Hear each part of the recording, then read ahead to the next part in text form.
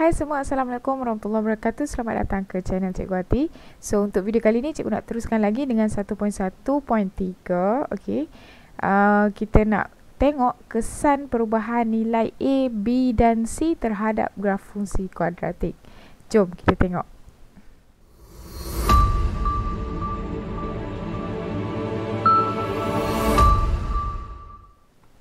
Okey, pada video sebelum ini kita dah lihat ciri-ciri fungsi kuadratik, okey, dari segi bentuk, kemudian titik minimum dan maksimum dan juga paksi simetri. Okey, so untuk yang ini kita nak tengok pula kesan perubahan nilai A, B dan C terhadap graf fungsi kuadratik. Okey, so first ni kita lihat dulu kesan perubahan nilai A. Okey, dekat mana nilai A ni yang depan ni. Okey, so kalau kamu nak tengok GeoGebra ni atau kamu nak buat sendiri GeoGebra ni, kamu boleh scan QR code, boleh explore sendiri QR code ini ataupun ada dalam buku teks kamu. Okey, perhatikan sekarang nilai A adalah kecil. Kemudian bila kita besarkan nilai A, dia punya kelebaran dia berubah. Semakin kecil nilai A semakin lebar lengkok. Sekarang okey, A dia besar, lebar dia kecil lah, kurang lebar. Bila A semakin kecil, semakin lebar lengkok. Jadi kita boleh nampaklah nilai A ni dia mempengaruhi bentuk graf tersebut. Semakin kecil nilai A, semakin lebar lengkok. Okey. Okey, contoh kita ada dekat sini, katalah GX ni adalah 5x 5x kuasa 2. A1 kurang. A1 kurang. So yang ni contoh, okey, 2x kuasa 2. So nilai A ni 2. Yang ni nilai A dia 5. So bila yang 2 ni, nombor yang lebih kecil, A yang lebih kecil ni, dia akan dapat lebih lebar dia punya graf dia. Ni lebih lebar yang warna hijau ni. Okey, sama juga kalau di graf masam, graf sedih. Okey, untuk graf yang masam ni, yang sedih ni, contoh, okey, yang ini dia sama juga. Dia sama je. Okey, bila semakin kecil nilai A, kita akan dapat graf yang lebih lebar lah. So yang hijau ni, okey, contohnya fx negatif lebih kecil, 2x kuasa 2. Kalau gx ni, gx negatif 5x kuasa 2. Kita abaikan negatif tu. Negatif tu dia nak merujuk kepada dia sedih ke dia senyum. Okey. So 5 ni lebih besar, jadi dia kurang sikit lah kembang dia tu. Okey. Kalau yang nombor lebih kecil ni, dia kembang lebar sikit lah. Okey, orang kadang kata lebar. Okey. Okey, kita lihat pula kesan perubahan nilai B terhadap graf fungsi kuadratik. Okey. Ni QR code dia. Sekarang ni kita ada B sama dengan 5. Okey, B sama dengan 5. B sama lebih besar daripada sifar, paksi simetri di sebelah kiri. B sama dengan sifar, paksi simetri ialah paksi Y. Okey. Kemudian B lebih kecil daripada sifar, paksi simetri di sebelah kanan. Nampak tak? Okey, B sama dengan sifar di tengah, di paksi Y.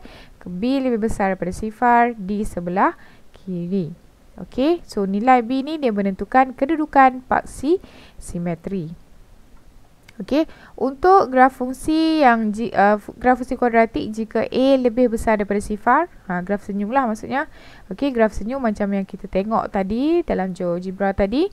Okey, B lebih besar daripada sifar, paksi simetri berada di sebelah kiri. Di sini.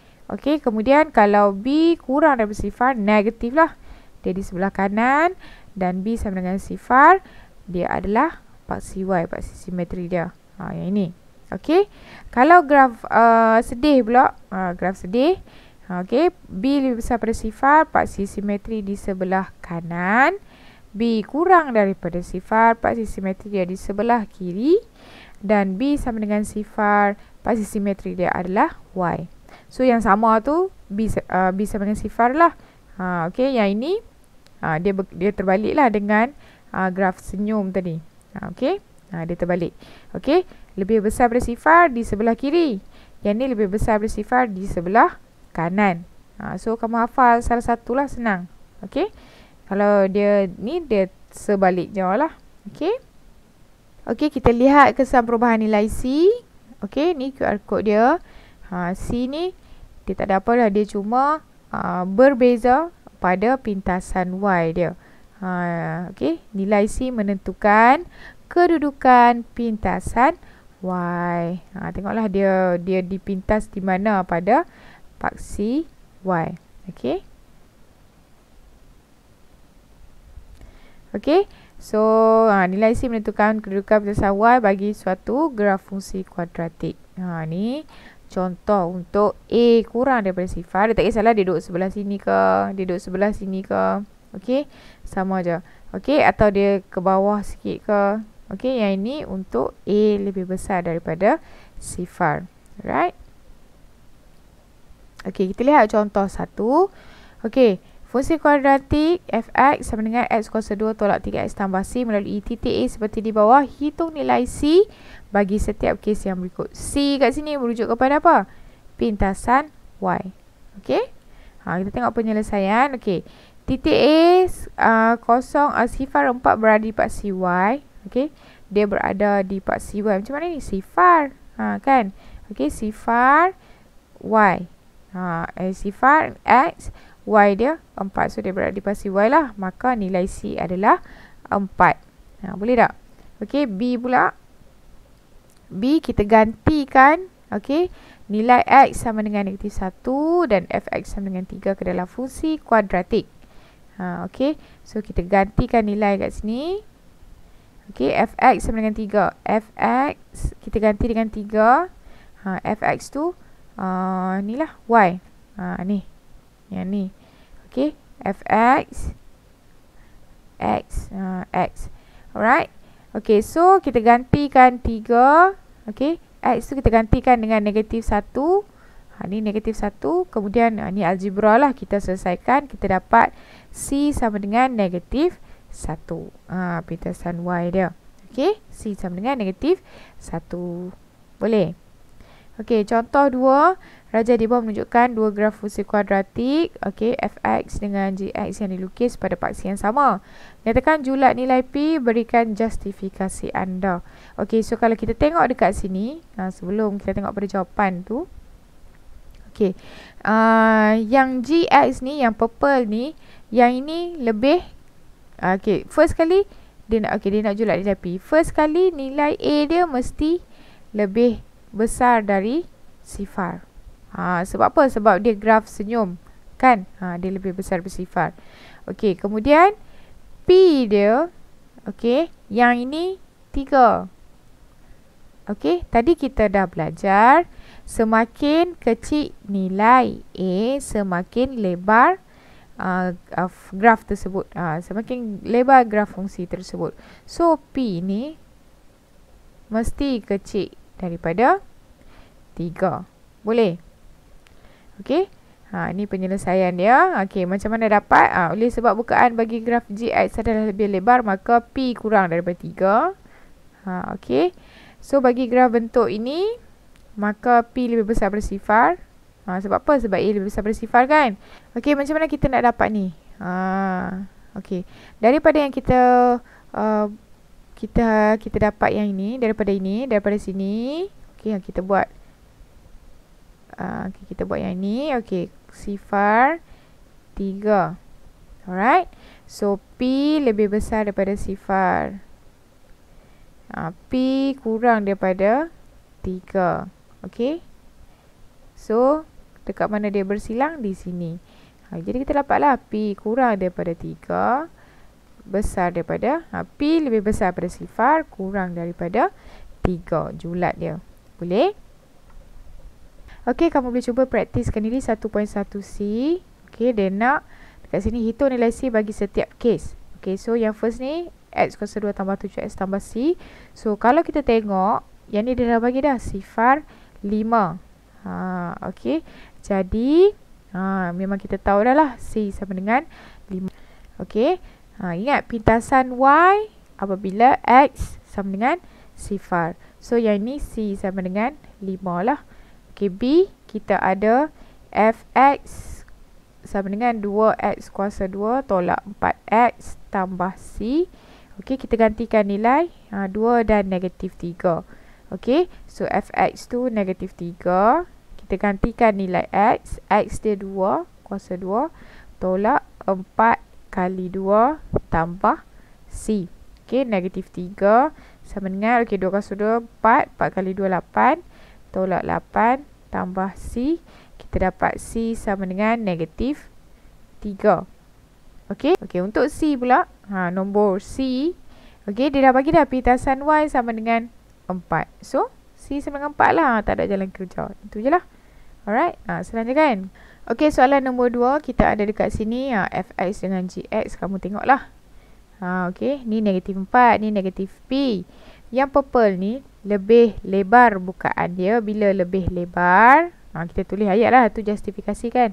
Bila lebih lebar, maksudnya nilai P lebih kurang lah. Kurang daripada 4. Kenapa kurang daripada 4? Sebab yang ni.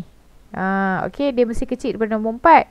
Untuk dapatkan graf bukaan yang lebih lebar. Okey, lepas tu graf dia graf sedih. Bila graf sedih, A dia kurang daripada sifar. Tapi dalam konsep kelebaran ni, kita abaikan negatif. So, bila kita abaikan negatif tu, kita akan dapat automatik. Maksudnya, P pun mesti lebih besar daripada sifar lah. Okey, sebab apa? Kalau P ni negatif, okey, kita dah abaikan negatif tadi kan? So, P lebih besar daripada sifar lah. Okey, so, kita buat garis nombor sifar 4. Okey, sifar lebih besar daripada sifar. Tajuk tingkatan 1 ni. Okey, so yang ini dia bertindih kat sini, bersilang kat situ. So, P kurang daripada 4. P lebih besar daripada sifar, kurang daripada 4. Okey, boleh? Okey, soalan yang ketiga. Okey, Raja di sebelah menunjukkan graf fungsi kuadratik. Okey, kita ada titik A sebagai titik maksimum graf ni. Okey, diberi K ialah integer dengan keadaan negatif 2. Okey, lebih besar daripada negatif 2. K kurang daripada 2, nyatakan nilai K. Okey, so dekat sini kita tengok, dia kata K lebih besar pada 2. Tak termasuk 2. So, dia akan bermula dengan negatif 1. Integer. Okey, lepas tu sifar. So, julat dia negatif 1. Sifar dengan 1. Ini pun tak termasuk. Jadi, dekat sini graf yang diberi adalah graf sedih. Bila sedih, nombor pun sedih. So, K sama dengan negatif 1. Okey, B. Hitung nilai H. Kita gantikan nilai K tadi. Okey, hitung nilai H. Fx, kita ganti dulu negatif. Okey, negatif 1 kali X kuasa 2, negatif X kuasa 2 lah. Tambah 6X, tambah H. Macam mana dapat nilai H? Nampak tak dia bagi titik A ni, kita gantikan ke dalam graf fungsi. Kita gantikan dalam fungsi tersebut. Fx tu Y lah. So, 14 sama dengan negatif 3 kuasa 2. Okey, tambah 6 kali 3 tambah H. Okey, so 14 sama dengan, okey, 3 kuasa 2, 9, negatif 9 tambah 18 tambah H. Okey, 14 sama dengan negatif 9 tambah 18. Negatif, okey, dapat 9 tambah H. 14 tolak 9. Okey, 14 tolak 9 sama dengan 5. So, H sama dengan 5. H sama dengan 5. Okey, nyatakan persamaan fungsi kuadratik yang dibentuk apabila graf dipantulkan pada paksi X. Mana paksi X ni? Ni paksi X. So, bila kamu buat lagi, dia nak lagi satu graf. Okey, graf ni dipantulkan pada paksi X. So, semua sebiji lah. Macam tu. Okey, lebih kurang lah ni. Okey, so dekat sini jarak dia berapa? 14. So, maksudnya yang bawah ni pun 14. Yang atas titik maksimum, yang bawah titik minimum. Tapi dekat sini kita akan dapat negatif lah. Okey, negatif 14. Pintasan Y dia pun sama. Okey, atas pintasan Y dia 5. Maksudnya jarak dia berapa? Jarak dia 5. Yang ni pun jarak dia 5 juga. Tapi nilai kat sini apa? Negatif 5.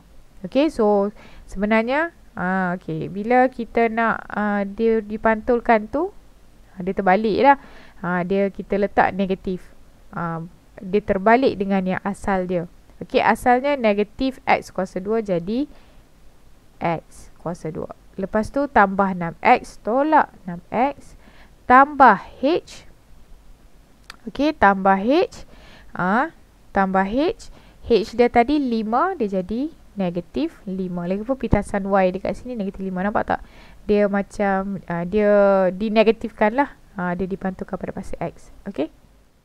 Hai, sebelum close video jangan lupa like, share, komen dan subscribe channel Cikgu Ati. Jangan lupa tekan loceng untuk video-video yang akan datang. Sehingga kita berjumpa lagi. Assalamualaikum. Bye.